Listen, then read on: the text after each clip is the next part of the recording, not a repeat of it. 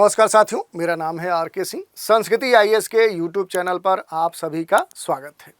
आज के एपिसोड में हम जिस विषय की चर्चा करने वाले हैं ये आपके लिए काफ़ी महत्वपूर्ण भी है और रोचक भी है। रोचक हम क्यों कह रहे हैं? क्योंकि अब एक तरह से प्रश्न उठने लगा है और सरकार से ये पूछा जा रहा है कि आखिर सरकार इंसानों की जगह क्यों पशुओं को तवज्जो दे रही है। और ऐसा क्यों पूछा जा रहा है? क्योंकि अगर हम बात करें तो हाल ही में सरकार ने पशुधन जनगणना की शुरुआत कर दी है और इस कारण से अब ये प्रश्न उठ रहा है। क्योंकि अगर इंसानों की जनगणना की बात करें तो भारत में प्रत्येक 10 वर्ष के अंतराल के बाद जो इंसानों की जनगणना है, जो सेंसस है, वो संपादित किया जाता है। लेकिन पिछले 2011 के बाद 10 वर्ष बीतने के बाद भी आज तक अभी सरकार स्पष्ट नहीं कर चुकी है कि आखिर वो जनगणना यानी जो इंसान है उनकी जो जनगणना है भारत में कब संपादित होगी। उसके लिए अलग अलग डेट लगातार सरकार के द्वारा दिए जा रहे हैं, लेकिन अब पशुधन से जुड़ी हुई जो जनगणना है वो सरकार ने शुरू कर दी है। इसी कारण से ये मुद्दा चर्चा में है। तो देखेंगे कि क्यों चर्चा में है, इसकी कौन सी महत्वपूर्ण विशेषताएं हैं।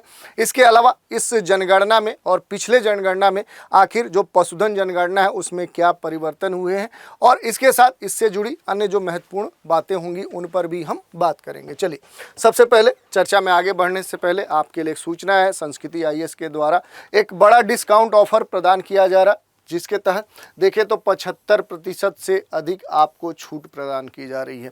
और इस डिस्काउंट के लिए जो वैलिडिटी है वो 26 अक्टूबर से लेकर 2 नवंबर यानी लास्ट जो इसके लिए डेडलाइन है वो 2 नवंबर 2024 है। इसके तहत यूपीएससी फाउंडेशन कोर्स जो प्रीलिम्स और मेंस को ध्यान में रखते हुए संचालित किया जाता है, इस पर 50% तक की छूट दी जा रही है। इसमें खास बात यह है कि सीसैट जो कोर्स है ये पूरी तरह से निःशुल्क है। इसके लिए जो निर्धारित फीस है उसमें 50% की छूट के बाद इसके लिए जो फीस है वर्तमान में वो 60,000 है। इसके अलावा यूपीपीएससी फाउंडेशन कोर्स भी जो संचालित करता है संस्कृति आईएएस, जो प्रीलिम्स और मेंस को ध्यान में रखते हुए प्रारंभ या संचालित किया जाता है, इस पर भी 70% तक की छूट आपको दी जा रही है।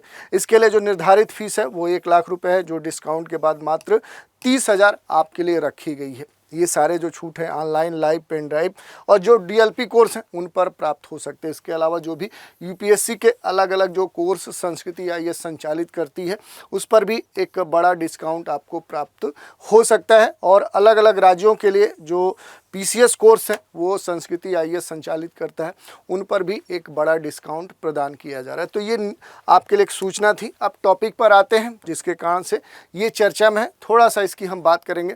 न्यूज़ है, what is the live stock census and why is it conducted. खास तौर पे ये चर्चा का विषय है कि आखिर पशुधन जो जनगणना है आखिर ये है क्या, क्यों इसे कंडक्ट किया जाता है। और हाल ही में ये चर्चा में इसलिए बन गया क्योंकि केंद्रीय जो मत्स्य पालन, पशुपालन और डेयरी मंत्री राजीव रंजन सिंह हैं, इन्होंने हाल ही में दिल्ली में 21वें पशुधन जनगणना का शुभारंभ कर दिया।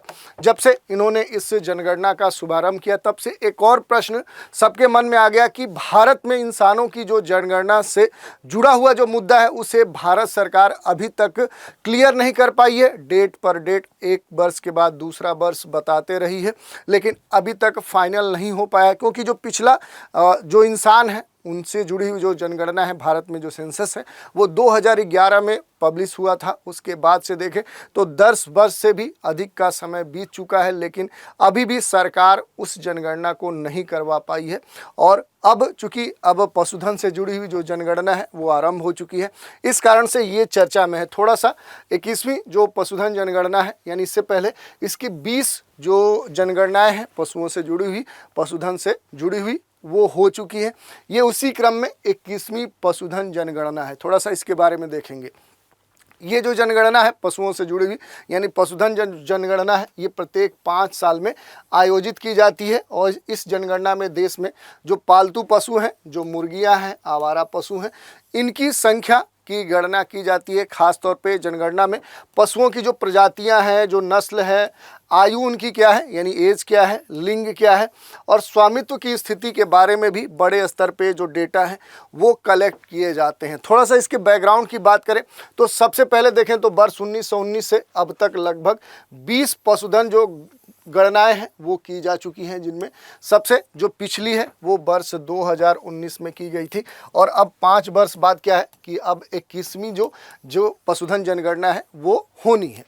21वीं जनगणना के लिए गणना जो प्रक्रिया है ये अक्टूबर 2024 से फरवरी 2025 के बीच में होना निर्धारित किया गया है। अगर बात करें कि ये जो पशुधन जनगणना है आखिर किस उद्देश्य से कराई जाती है, तो पशुधन क्षेत्र ग्रामीण क्षेत्रों में लोगों को रोजगार उपलब्ध कराने में एक महत्वपूर्ण भूमिका निभाता है और उसी को ध्यान में रखते हुए ये जो जनगणना है ये कराई जाती है।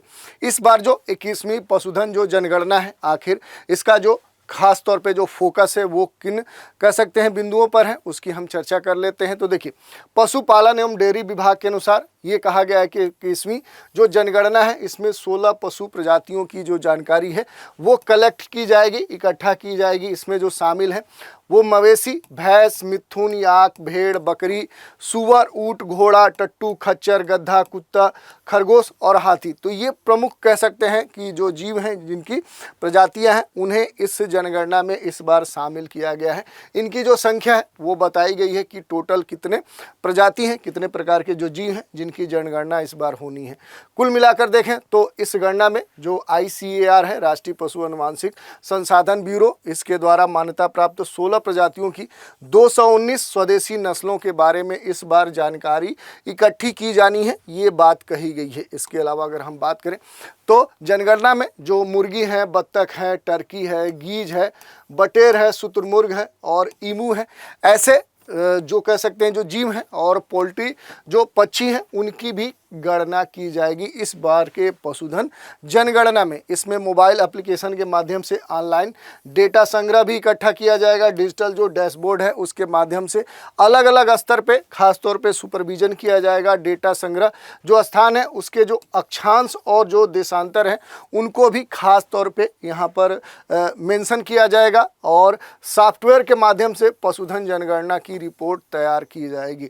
और ये महत्वपूर्ण बात कही गई है इस पशुधन जनगणना के बारे में। अगर हम बात कर ले कि 21वीं जो जनगणना है इसमें नए डेटा बिंदु शामिल किए जाएंगे, वो कौन से हैं, तो पशुपालकों और चरवाहों पर खास तौर पे बात की गई है और इनसे जुड़े हुए जो डेटा हैं उनको इसमें शामिल किया गया है।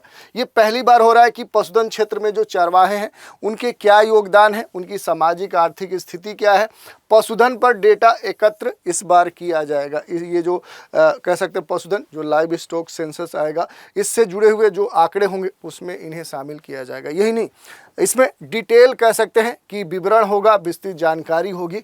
जनगणना से ये भी पता चलेगा कि कितने परिवारों की जो आय है उसका बड़ा हिस्सा कहाँ से आता है, तो वो पशुधन क्षेत्र से आता है, लाइव स्टॉक से आता है।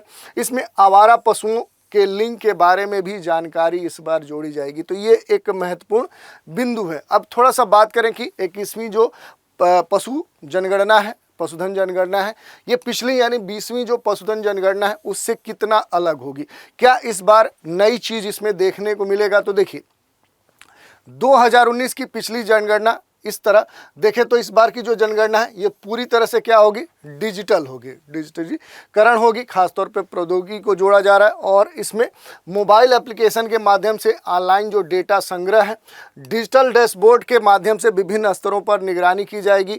डेटा संग्रह स्थान के अक्षांश और देशांतर को खास तौर पे कैप्चर किया जाएगा और सॉफ्टवेयर के माध्यम से जो पशुधन जनगणना है उसकी रिपोर्ट तैयार की जाएगी। तो आप समझ सकते हैं कि इस बार प्रौद्योगिकी को इस बार पशुधन जनगणना से जोड़ने का प्रयास किया गया। तो ये इस बार के जनगणना में नई चीज़ देखने को मिल सकती है। जनगणना होने वाली है, उसके जो भी आंकड़े हों वो आएंगे, लेकिन पिछले बार जो 2019 में पशुधन जनगणना हुई थी उसमें जो महत्वपूर्ण बिंदु हैं उनकी हम चर्चा करें तो भारत की जो कुल पशुधन आबादी थी उस समय यानी 2019 में वो 535.78 मिलियन बताई गई थी और इसमें अलग अलग जो कह सकते हैं कि मवेशियों की संख्या, बकरियों की संख्या, भैंसों की संख्या, भेड़ों की संख्या, सूअरों की जो संख्या है उसको दर्शाया गया था। जिसमें अगर देखें तो मवेशियों की जो संख्या थी वो 192.9 मिलियन थी, यही बकरियों की जो संख्या थी वो 148.88 मिलियन थी और भैंसों की जो संख्या थी वो 109.85 थी। वहीं भेड़ों की संख्या भारत में 74.26 मिलियन थी और सूअर की जो संख्या थी वो 9 मिलियन बताई गई थी। अन्य सभी पशुओं का सम्मिलित जो योगदान है वो भारत की कुल पशुधन जनसंख्या का मात्र 0.23% है। तो ये भी जो आंकड़ा है ये आपके लिए महत्वपूर्ण है।